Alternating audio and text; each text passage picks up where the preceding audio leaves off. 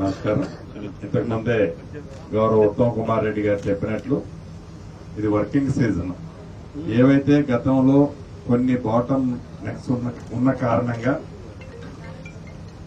రైతన్నలకి ఈ దేవాదుల ప్రాజెక్టు ఏదైతే 6 లక్షల ఎకరాలకి సాగునీరు ఇస్తామనే ఉద్దేశంతో, అదే రకంగా తాగునీరు కూడా కొన్ని పట్టణాలకు ఇచ్చే కార్యక్రమంలో భాగంగా ఈ ప్రాజెక్టుని రూపకల్పన చేసి కొన్ని దశాబ్దాలైనా పూర్తి కాని సందర్భం ఈనాడు మనం చూస్తున్నాం.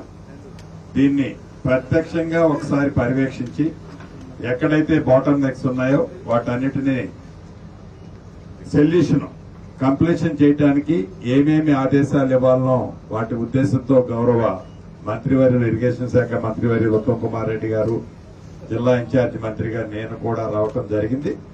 తప్పకుండా తక్కువ ఖర్చుతో ఎక్కువ ఆయకట్టుని సాగులో తీసుకొచ్చేది ఈ రాష్ట్ర ప్రభుత్వం యొక్క ఆలోచన.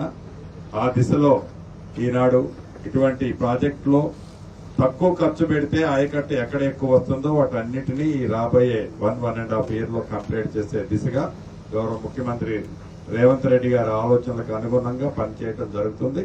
ఇరిగేషన్ కి రాష్ట్ర ప్రభుత్వం ఈ బడ్జెట్ లో కూడా పెద్దపీట వేసి తప్పకుండా గతంలో వివిధ స్థాయిలో ఉన్న అన్ని ఇరిగేషన్ ప్రాజెక్టులని తుది దశకు తీసుకురావాలన్నది ఈ ప్రభుత్వం యొక్క ఆలోచన తెలుపుతూ సెలవు తీసుకుంటాం.